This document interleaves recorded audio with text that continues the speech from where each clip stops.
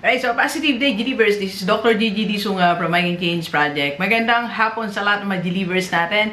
And sa first time po tayo mapanood sa YouTube channel, thank you very much. Please subscribe, click mo na po yan, Dr. Gigi Sunga. And sa lahat ng gusto mo pa-code sa atin, online or personal, and if you want to start, advertise, or improve your business, message ka lang 0939-525-4311 or sa aking FB page, Dr. Gigi Sunga. Alright, so if you don't have college degree, no problem. You can still be rich. Alam mo yun yung mga problema ng maraming tao sa paligid natin eh. So, sabihin nila, Doc, hindi ako napag-college, wala akong diploma, wala akong certificate, or diploma. So, paano ba ako makakasabay sa mundo na ginagalaw natin, di ba? Kasi tayo pa naman, natin, lalo sa Pilipinas, napaka-particular natin sa diploma, di ba? That's why, ako, pinangarap ko hanggang sa dulo eh.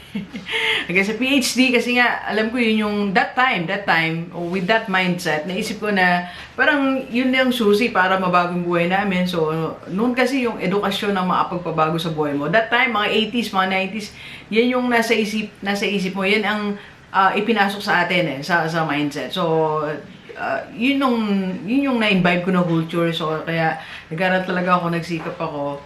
So, hanggang sa matapos natin yung PhD natin.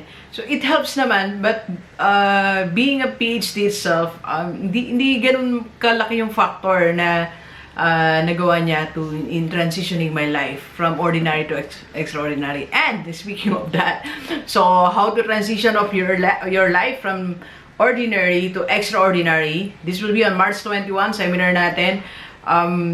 So sa Robinsons Pampanga po tayo. Meron pa tayong few slots available. Message lang kayo sa akin for reservation po. 11 AM to 2 PM.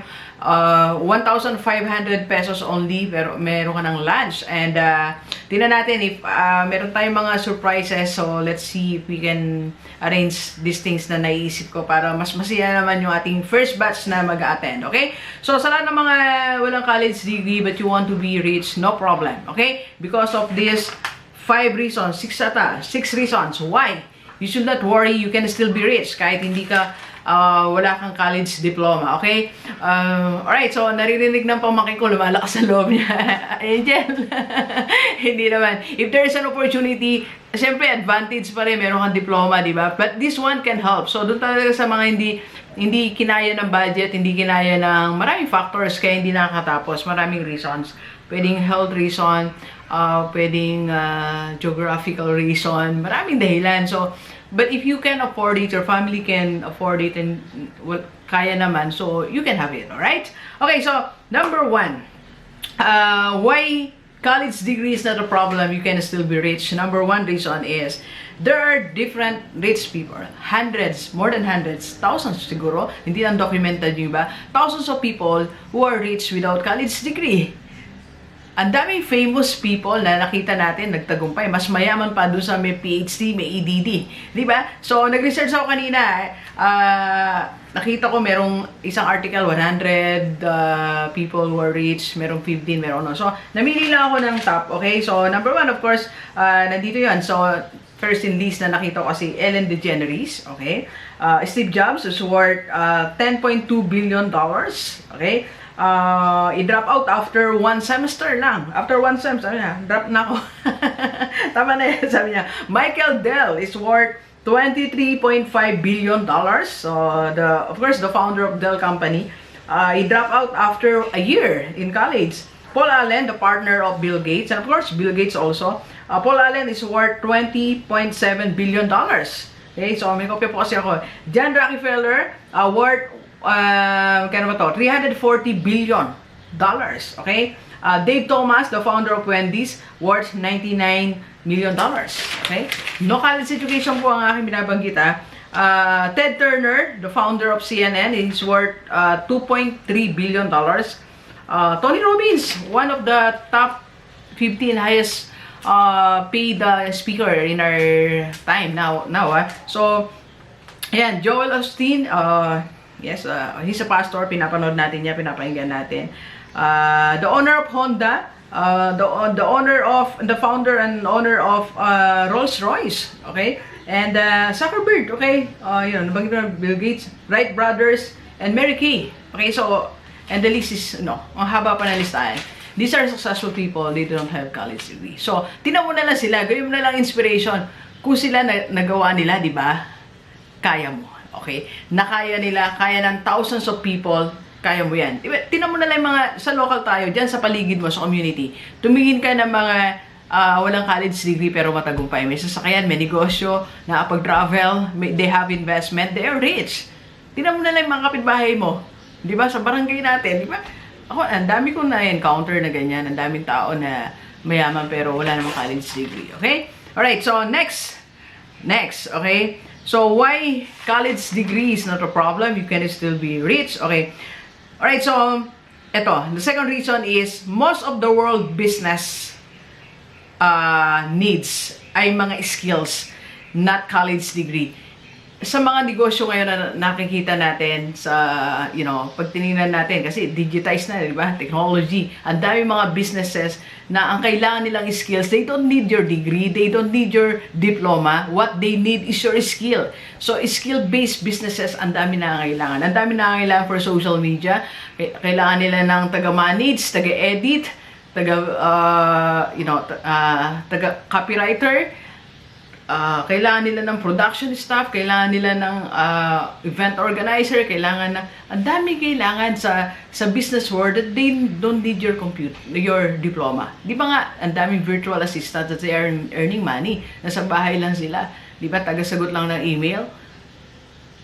Okay, so, just try to see, ang dami namang mga site na makikita mo, they need virtual assistant, or daming company na naghanap ng social media manager na, kahit wala na kasing course na ganun eh. So, it's basically skill. Okay? So, third reason why there's no problem, you can still be rich kahit wala kang diploma is, you can find a mentor. You can find a mentor. I remember Ty Lopez. Si Ty Lopez, naghanap siya ng mentor that teach him all the things na meron siya ngayon. Okay? So, you find someone, or sabi mo meron kang, umanap ka ng isang successful people na mabait. Sabi mo, I want to work sa'yo. Turuan mo ako. Lalo yung it involves different skills na pwede mong matutunan. Ang dami nating matututunan sa mga successful people. Punta ka kahit na ka muna, mag-assist, di ba? Just try to observe, ano ba nangyayari, di ba? Magpa-mentor ka, di ba? Mag-training ka. Sabi mo, gawin mo po akong trainee kahit na few months lang, just want to learn one skill, I just want to learn what you're doing, make me a part of your team. Ang daming ganon. So, you just have to be resourceful. Kailangan lang mag-decision ka, kapatid, that you need to do something different. Di ba sabi nga ni Jim Rohn, if you will be doing the same thing every day for the next 5 years, you will have the same life. Diba? So, let's see. Tingnan natin kung paano makatulong yan. Okay? So, find your mentor or your coach. Okay? Next reason why diploma is not a problem, you can still be rich. E-courses about skills ay available. You just have to buy. Like, si Ma'am Dirly, Ma'am Dirly, meron siya mga e-courses on Facebook advertising, how to do it. Diba? Hindi ka naman niya hanapin ng nahanapan ng diploma. Yung mga e-courses na nasa pipeline natin, medyo busy lang, na-stop lang tayo ng konti, but we'll be doing that, how to become social media manager, ang dami. So, you just have to search, ang dami mga e-courses that will help you to develop your skill, to improve yourself. You just buy mga mga 2,000, 3,000, ano yung price, but you can learn. And yung natututunan mo doon sa e-course na yon, you can apply para ka magkaroon ng trabaho. Okay? Alright, next. Yan. So, another reason is, ang dami rin self-help na, self-help books, self-help videos na doon tayo pwedeng matuto. Yung mga needs ng company, tinan mo, anong mga needs niyan? So, try to see, i-match mo siya sa bibilin mong books, i-match mo siya sa panonoorin sa YouTube. Like, photography, di ba? Ang dami namang, kung ayaw mo ng books, ang daming videos about that, how to edit pictures. Ang dami natin pwedeng gawin. Self-help, we can find anywhere. Sabi ko nga, ito yung era na you are not allowed to an excuse but hindi kayo mayaman. You are not allowed to an excuse kasi ang dami information out there. Just click your cellphone, your internet, nandiyan na, makakapanood ka na, di ba? Alright? What else? Another reason. Okay? You can have your business. Kahit wala kang diploma, you can have your own business actually. Ikaw, sarili mong negosyo. kahit wala kang diploma, hindi naman hahanapin sa DTI. Dalawang business ko po ang pinaregister ko sa DTI. Doc Gigi's Trading. By the way, Doc Gigi's Clothing Trading yan. So, sa mga gusto mag-franchise niyan, open tayo. At doon sa gusto maging provincial distributor, open din tayo. Yan yung mga nasa natin ngayon, program natin. Mamaya pala, dadalawin natin. Medyo busy, hindi ko na siya napuntahan, di ba? And the second naman, GDS Corporate Training natin. Hindi naman, so nagkataon na I am a PhD, pero kahit ordinaryong tao ka, you can register any business. You can start your business kahit wala kang diploma. And that's a vehicle for you to become rich. Business, negosyo. Sabi ko, negosyo, isa sa mga susi sa pag-asenso natin. Diba? So, ano yung skill meron ka? Gawin mo siya negosyo. Diba? Gusto mong mag-start, sabi ko nga, find your mentor. You can find your coach. Or you can message me. I can be your mentor. I can be your coach. I can be your consultant. Diba? If you can, wala namang requirements sa business. Diba? Hindi mo kailangan ng MBA, hindi mo kailangan ng it helps if you have that degree, pero you can have it, okay? Ano ba? Alright, so, yan. So, these are the reasons. Mahaba pa reasons natin, pero okay na yan. So, at least nakuha na natin yung, yung basic information, okay? So, ang daming tao, yumaman, walang diploma. Ang daming negosyo na kailangan ng skill, not diploma, okay? Ang daming e-courses available. You can find a mentor, you can start your business kahit wala kang diploma. And self-help, ang dami nakakalat tayo sa internet, alright? So, there's no reason for you para hindi kayo yumaman, kapatid, okay? All you have to do is take a step, make a decision, decide for yourself, okay? Maybe the first decision that you can make, or the first step is to attend my seminar on March 21, how to transition your life from ordinary to extraordinary. I have different, ito na yan meron na akong success framework that I have written it. So, hindi siya tinuruan sa school. Hindi ko alam kung nasulat na, hindi ko lang nabasa, pero these are coming from my experience of other people, mga 20%, but 80% coming from my experience on how to start your journey from ordinary to extraordinary life. Okay? So, kung paano lahat yan, message me for the details. Alright? So, see you March 21, okay? Alright, so please share this video sa lahat ng mga kaibigan natin, kahit OFW o dito sa Pilipinas, para sama-sama tayong mabago at umulad ating buhay. Thank you very much, Gilivers. Enjoy the rest of the day, yeah? Let's go, let's go!